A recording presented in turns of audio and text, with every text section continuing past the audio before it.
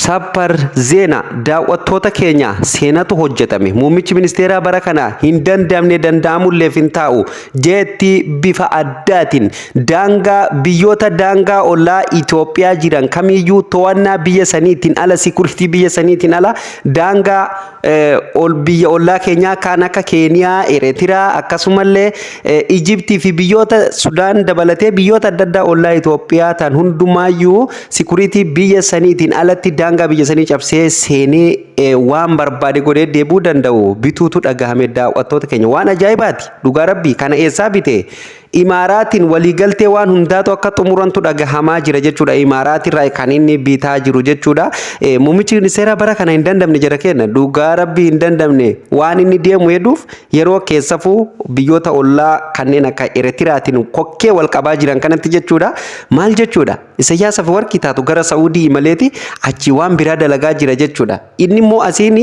gara Imaaraatiitti waan baay'ee godhaa jira jechuudha waan hedduu nama gammachiisu dhugaa rabbii kun hedduu waan gurratti illee tolu mee isiniif qooda daawwattoota keenya akkam jirtu baga deebiin gara chaanaal Oromaan dhuftan namoonni haaraa taatan subscribe godhaa miseensa maatii keenyatti dabalama daawwattoota keenya yaa jira keenya rabbiin haa baasu malee jarri kun lamaanii waan addaati hedan jechuudha gara fuulduratti jechuun yeroo muraasa booda waan adda dhaga'uu deemne jechuudha maaliif mootummaan Eritreellee akkuma beekamu kana durallee isinii gabaasaa turuun keenya ni yaadatama bakka adda addaa irratti waan shira muummicha ministeeraa Itoophiyaa Dr. Abiy Ahmed kanarratti ta'uu fi bakki inni bu'ee baa hin jiru jechuudha muummichi ministeerallee rafaa hin jiru amma jeetti nama bitame kun maaliif akka yaadamee bitame wanti kun hanga ammaa beekaa public hin taane dhimmi jeetti kun nuti namoota keessoon oduu kana nuun gahe tu waan kana sirriitti keessa quba qabu dhiyeenyaan keessa quba qabutu keessaan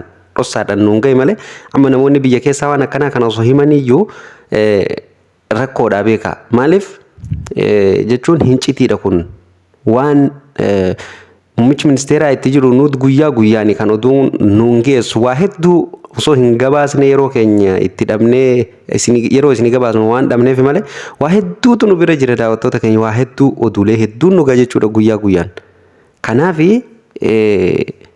lolli gamaa gamanaa ibiddi walitti darbatamuu deemu kuni waan salphaa isinitti hin fakkaatin dhugaa rabbii waan salphaa miti namoota nagaatu gidduutti gaaga'amuu deema rabbii nagaa nuuf haa taasisu malee jechuudha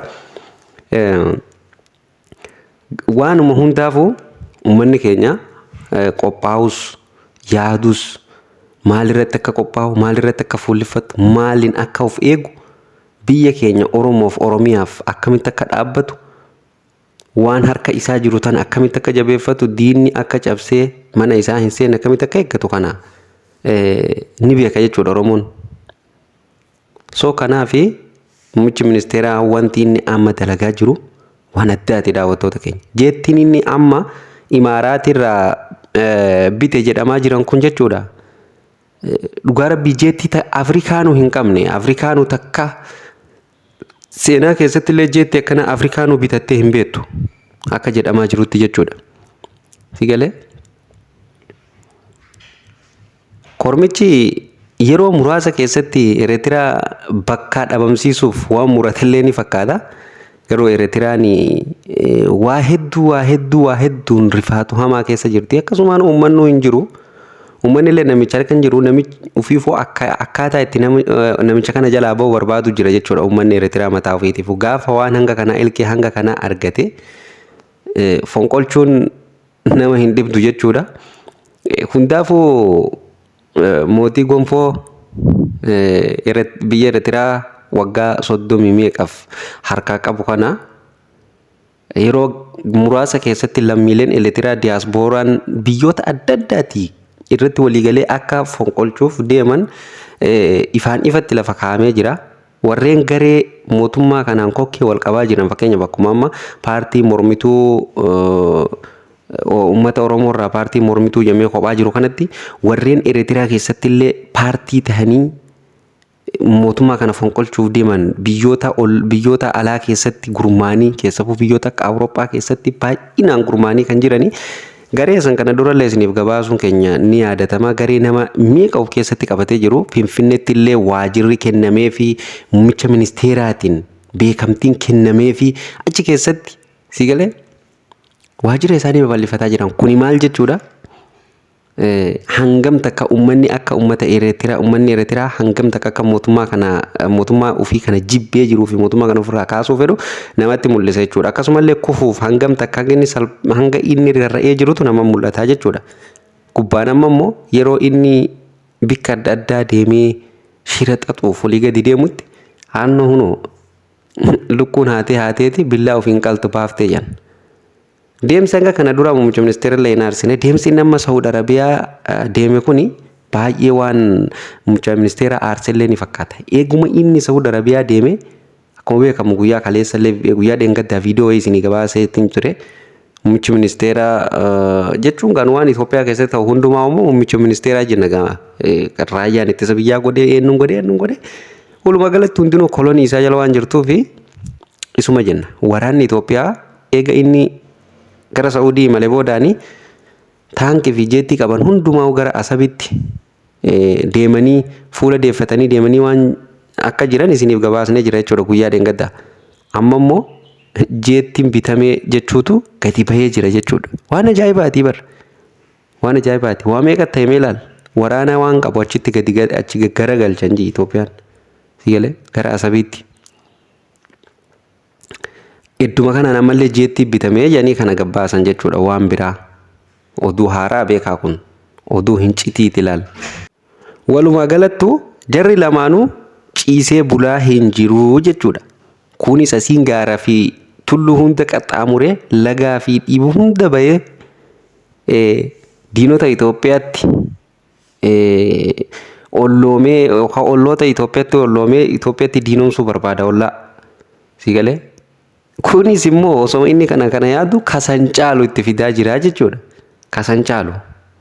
Gaangeen haada kutte jennaan ofittuu gabaabsite jedhanii miti. Hanguma dur bubbuluyyuu daaraa botoroo of godhuuf deemaa jechuudha namichi. Sigalee. Kanaafi bulii jennaan ammallee ilma abbaa gadaa mataa ol qabatee buluu qaba jechuudha. Oromoo jabeeffadhaa waggaa waa harkaa qaban. Wanni harkaa qaban namatti mul'atu. Ani hanga kana dura muummicha ministeera illee deeggaraan turre paartiilee siyaasaa illee deeggaraan turre waan natti fakkaatu tokko dubbataa ture. Akkuma beekamu chaanalli keenya yeroo dheeraaf barnoota teekinooloojii isin barsiisaa turuun ni yaadatama. Garuu booda kana eega rakkooleen uummata keenyatti babal'atu eegaltee gara waan kana dubbatutti as deebi'ee turuun ni yaadatama jechuudha. Yeroo muraasa ingoo guddate ji'a 3-4 akkasii ji'a akkas ga'uun dhabuun walumaa galatti eegan garana deebi'ee so waan natti fakkaateen dubbataa ture. Garuu amma yeroo bitaa mirgaa fiiganii miti silaa paartiimti siyaasaa tunuu hundumtuu yeroo muummicha ministeera kanaan walii galtee silaan waan faayidaa qaba waan biyya kana mataa ol qabachiisuu fi saba kanallee maqaa itti godhu gurra itti godhu dalaganii silaa yeroon ammaa jechuudha. Maaliif akkuma beekamu Asab duraanillee Itoophiyaarraa humnaan fudhatame jechuudha. Humnaan fudhatame har'a yeroo mootummaa biyya bulchuun wanti kun ka'amee inni waanni kun hulaa kana galatu argatu qabdi Itoophiyaan waan humnaan irraa fudhatamte kana seeranis deebifatu qabdi jedhee yeroo silaa hangana argate kana uummanni Itoophiyaa sabaa lammoonni hundinuu muummicha ministeera kana faana hiriiree waan danda'u hundaan dhiibbaa godhee hulaa galaana tana akka deebifatuuf silaa waan danda'amu ture jechuudha. Garuu muummicha ministeera sabaa lammoonni osoo hin deeggaran haa jennu garuu biyya kana keessatti sabni guddaan galaanni guddaan ofirraa cufamee hin dandeenye yoo lolillee akkasumas yoo ciises garuma hundaan sodaatamu sabni guddaan Itoophiyaan irra kan jiru kan diina fi firrillee beeku saba Oromooti. Har'a immoo sabni Oromoo bakka meeqatti wal qoodee muummicha ministeera kanaayyuu hanga muraasa kan waan kanarratti fokus godhu jechuudha. So kanaaf uummanni keenya dammaqinaan yeroo ilmi isaanii gudeeda isaanii keessaa dhalate haala kanaan biyyoota adda addaa irra deemee meeshaalee gurguddaa biyya kanaaf faayidaa qaban aangoos akkasumas biyya kanaas eegsisuu ittiin danda'u kamiyyuu yeroo inni biyya keessatti galchuu deeggaruu qabanii jajjabeessuu qabanii wajjin jirraa si waliin jirraa jabaadhu ilma abbaa gadaa jechuun qaban jechuudha. Dhugaa rabbii hamileen kennaa caalti jechuudha.